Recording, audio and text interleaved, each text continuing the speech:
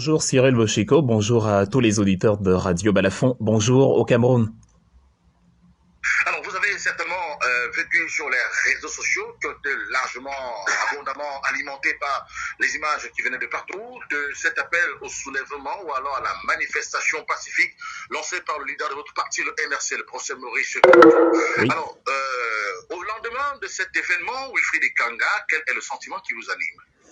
Le sentiment qui m'anime actuellement est le sentiment qui anime tous ceux qui aspirent à un avenir meilleur pour leur pays, c'est-à-dire on est en train de gravir les échelons que tous les autres pays ont rencontrés.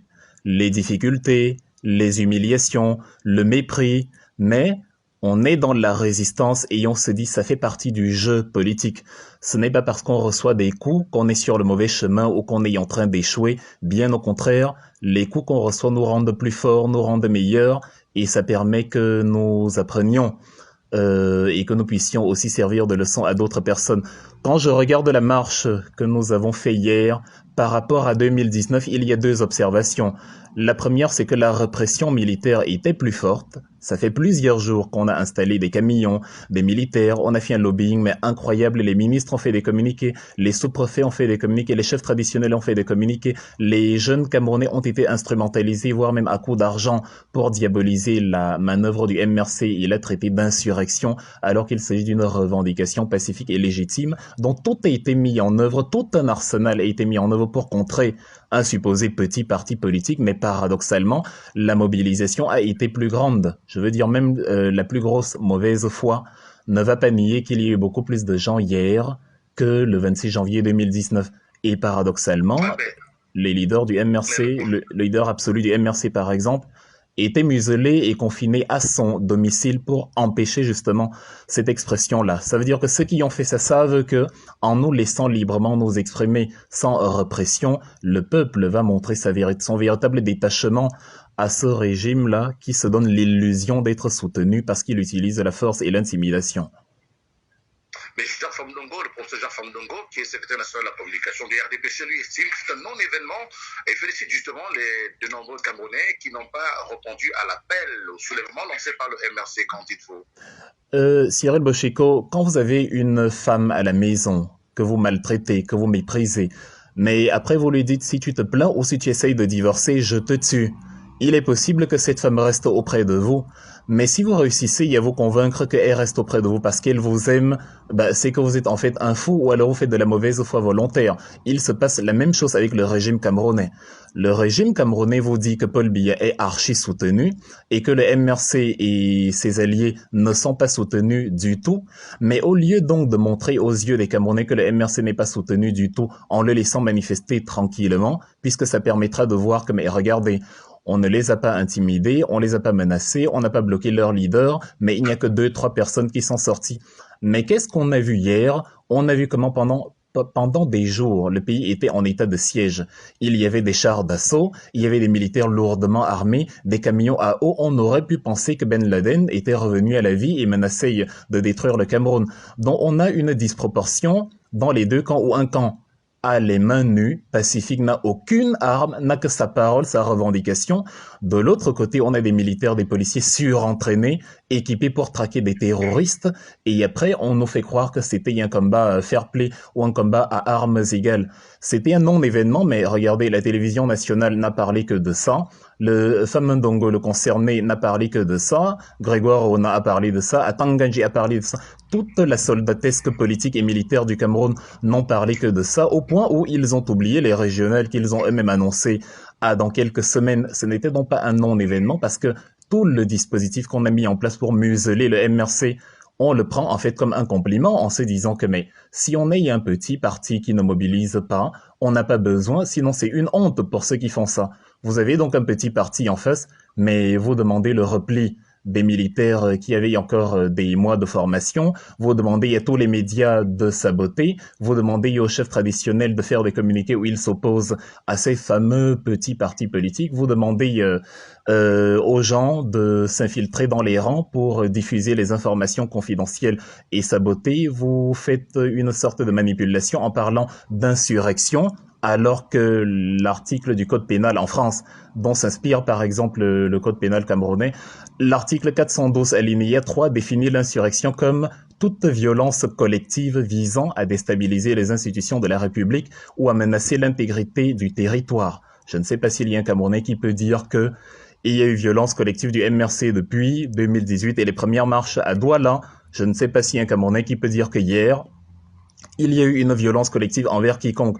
Bien au contraire, ceux qui ont fait de la violence collective, ce sont ceux qui ont empêché avec violence, avec camion à eau, avec matraque. Notre ami Zojo Footing a même perdu connaissance à un moment donné. Ceux qui ont justement usé de cette barbarie-là contre des manifestations pacifiques. Et c'est justement contre cette anarchie-là que nous nous battons. Nous ne pouvons pas accepter que dans un pays, les policiers jouent le rôle d'une milice politique, d'une Gestapo, en obligeant les gens à aller contre leurs convictions politiques et à chanter à la gloire de Paul Biya. Je ne sais pas si les partisans de Paul Biya pourraient accepter, eux, de vivre dans un pays où, ne soutenant pas Maurice Kamto ou John Frondi ou un autre leader politique, on les obligeait sous la contrainte, sous la violence, à chanter les louanges de cette personne-là. Et nous faisons donc une pédagogie de la révolution, une pédagogie de nos réclamations en disant il y a une différence entre ce que nous faisons et ce que feraient par exemple les terroristes. Parce que nous on a un idéal, on a une barbarie contre laquelle on se bat et c'est celle-là, ce mépris des droits de l'homme,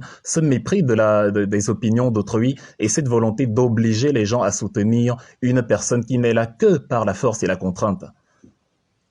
Mais justement, la question, est-ce que ce n'est pas aussi une force de déstabilisation quand on sait qu'il y a des institutions qui sont régulièrement établies, le président de la République qui est là, le professeur Maurice Kamto, lui, avait dit que si Paul Biya convoquait les collèges électoraux, eh bien, il ferait descendre dans la rue ses militants pour le faire partir. Quel rapport y a-t-il entre la contestation de l'élection régionale à laquelle on n'est pas candidat du tout, parce qu'on n'a même pas de conseil municipal, et le départ du président de la République? Est-ce que ce n'est pas un prétexte qui cache un contexte établi bien avant, comme on dit souvent dans le jargon, un agenda caché? Nous n'avons pas peur des mots. C'est un prétexte, mais un prétexte légitime. Ce n'est pas un agenda caché parce que justement l'agenda il est public. Si Paul Biya convoque les régionales, nous allons demander son départ. Et pourquoi on utilise cette manœuvre? C'est simple. Vous, Cyril Boshiko, vous auriez du mal à aller voter et aller participer au régional à Batibo, à Moyoka, dans le Lébialem, à Bamenda, à Boya. C'est compliqué là-bas. Tout le monde sait que la situation là-bas, elle est très tendue. Tout le monde sait que les choses là-bas ne vont pas bien. Il y a donc des gens qui pensent que le MRC cherche à amener la guerre au Cameroun parce que eux, comme ils vivent en zone francophone, ils pensent que le Cameroun est en paix. Ça veut dire qu'il faut peut-être que les gens se retrouvent dans ces régions-là pour comprendre qu'on est déjà en guerre.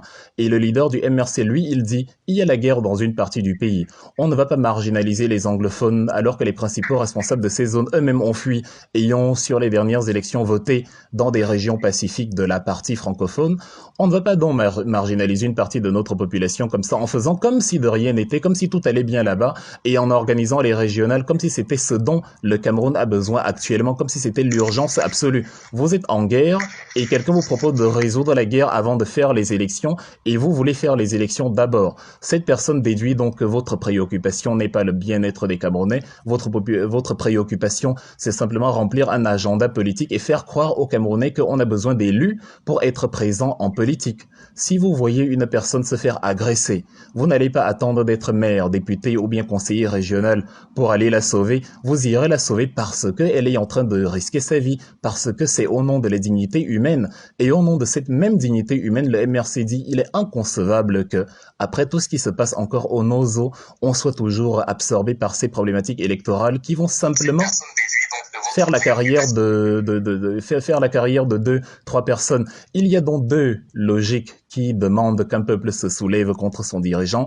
La première, c'est s'il a fraudé les élections. La deuxième, c'est même s'il a gagné les élections. Souvenez-vous que Mohamed Morsi en Égypte avait gagné les élections. Mais vous pouvez y avoir gagné les élections quand le peuple dont vous dites qu'il vous a mandaté se rend compte que vous êtes incompétent à satisfaire à ses besoins, vous êtes incompétent à le diriger, il peut demander votre départ. C'est comme dans un ménage.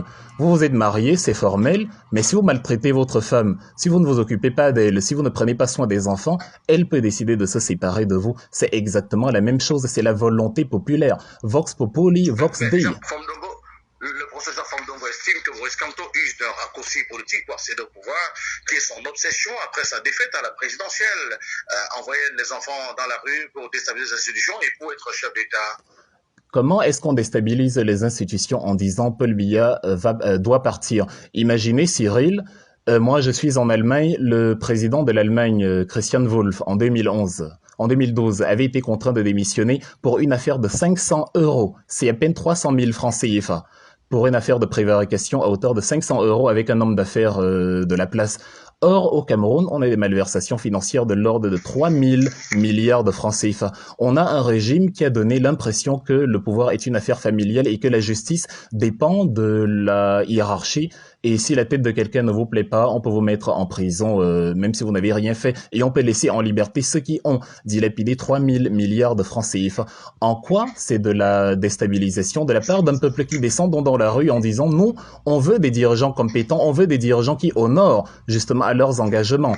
Il y a quelques jours, à Yaoundé, l'échangeur d'un van a eu un problème sur l'échangeur d'un van, la femme d'un capitaine, monsieur Ludovic Ndomo, a fait un accident et a dégringolé de l'échangeur parce qu'il n'y avait pas de garde-fou. Et vous réalisez quand même que pour la CAN, il y a eu 3 000 milliards qui ont été dilapidés et qui auraient pu servir à construire ces garde-fous. De la même façon que Françoise Phoning avait perdu la vie il y a quelques années sur les mêmes routes qu'elle défendait pour le président Paul Biya. C'est pour dire le manque d'infrastructures et le marasme économique dans lequel le Cameroun se trouve n'épargne pas quelqu'un. C'est-à-dire, les accidents, nous les subissons tous. Ces manquements-là, nous les subissons tous. C'est au nom du Cameroun que le peuple se lève en disant les dirigeants qui sont en place ne nous ont pas satisfaits. On veut des gens compétents qui ont un programme politique, qui ont un projet et qui n'utilisent pas l'intimidation, la violence, la barbarie, la sauvagerie comme modèle de gouvernance. Et si les gens pensent vraiment que le peuple ne soutient pas le MRC, ils n'ont qu'à laisser le peuple descendre dans la rue, sans intimidation, sans policiers, sans menaces. Ils n'ont qu'à donner la garantie aux populations que rien ne va vous arriver si vous sortez. On ne va ni vous menacer, ni utiliser des camions à eau, ni utiliser les policiers. Rien, rien et rien. C'est ce qu'on fait quand on est convaincu que le camp d'en face est faible. Si on utilise la violence, c'est qu'on sait que le peuple nous a désavoués, mais pour le confiner à nous soutenir, on fait comme dans un ménage forcé, où on oblige la femme à rester là parce qu'on menace de la tuer. C'est exactement ce qu'ont fait les policiers en obligeant les militants du MRC à chanter pour la gloire de Paul Biya. Après, ils seront convaincus et diront que voilà, ces gens ont soutenu Paul Biya. Or, c'est sous la contrainte, la conviction, la colère a été confinée dans les maisons. Il faut laisser la conviction et la colère s'exprimer et on verra ce que ça donne. Merci beaucoup Wilfried Ekanga d'avoir accepté de répondre à nos questions en direct de l'Allemagne sur les événements d'hier. Merci beaucoup. Et nous aurons justement, dans la suite de cette émission, je l'ai dit, M. Ganyanding nous répondra à nos questions dans le direct de la France. Le secrétaire général du MRC, Christophe Ndon, fera le point sur la manifestation, les arrestations qu'on annonce